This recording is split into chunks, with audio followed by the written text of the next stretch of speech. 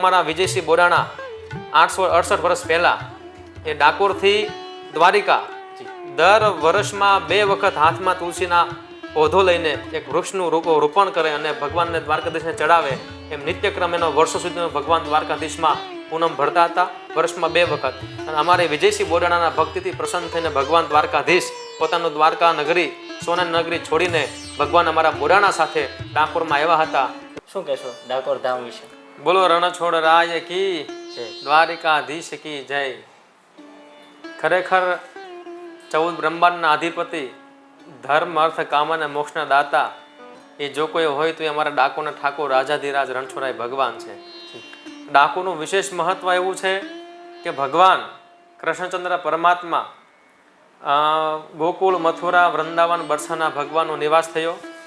એ ભગવાને વ્રજની લીલા કરીને પછી દ્વારકાધીશ ભગવાન સ્વયં પોતે આપણા ગુજરાતની અંદર, ગુજરાતી ગૌરવની ભૂમિ છે, સંતોની ભૂમિ છે. અહીંયા કોઈ પણ ભગવાન હોય, કોઈ પણ દેવી દેવતા હોય એ સ્વાભાવિક રીતે આપણા ગુજરાતમાં આવતા જ હોય છે. એમ ભગવાને ગોકુળ, મથુરા અને વૃંદાવન બાજુ લીલા તો કરી, પણ વિશેષ પ્રકારે ભગવાન દ્વારકાધીશમાં પોતાનું એક દ્વારકા નગર વસાવ્યું અને દ્વારકામાં ઠાકોરજી બિરાજમાન થયા. 100 વર્ષ સુધી ભગવાન દ્વારકામાં રાજ કર્યું. 125 વર્ષ ભગવાન સશરીર આ દુનિયામાં રહ્યા.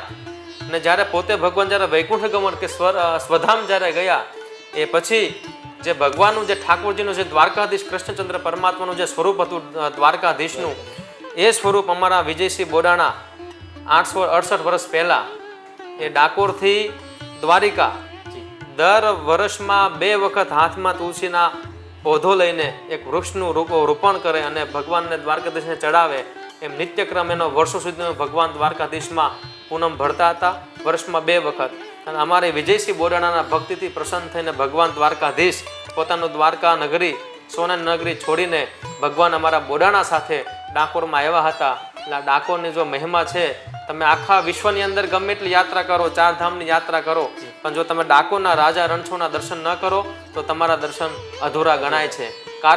કારણ કે ભગવાનનું જે મૂળ સ્વરૂપ દ્વારકાધીશ કૃષ્ણચંદ્ર પરમાત્માનું જે છે એ અમારા ડાકોરની અંદર બિરાજમાન છે. એટલે અહીંયા નાનામાં નાનો માણસ હોય કે મોટા માણસ હોય, ધજા પણ અમારે અહીંયા 610 રૂપિયામાં ધજા ચડી જાય. બાકી તમે ગમે ત્યાં જાઓ તો 1 લાખ રૂપિયા, 2 લાખ રૂપિયા, 15,000, 25,000 રૂપિયા થાય. કિંમત. હા, અમારા ડાકોરમાં એટલું એક સત છે.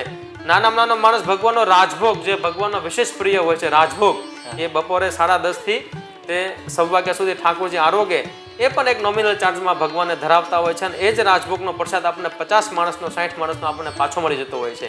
એટલે એવું કહેવાય છે ભાઈ ડાકોર છે ને એ દુખિયાનો બેલી છે. અહીંયા હજારો ને લાખોની સંખ્યામાં યાત્રી, પદયાત્રી ભગવાનના દર્શન માટે આવતા હોય છે. અત્યારે કોઈ લોકોને કોઈ પાસે બેસવાનો, બોલવાનો, કોઈ આડે અવળે જવાનો કોઈને સમય નથી. જ્યારે રાજા રણછોડના દર્શન માટે લોકો લાખો રૂપિયા ખર્ચીને પણ ઘણું બધું ભાડું ખર્ચીને, સમય ખર્ચીને, બધું પરિવાર મૂકીને ડાકોરના ઠાકોરના ચરણોમાં આવે છે, તો રાજા રણછોડમાં કંઈક તો હશે ને.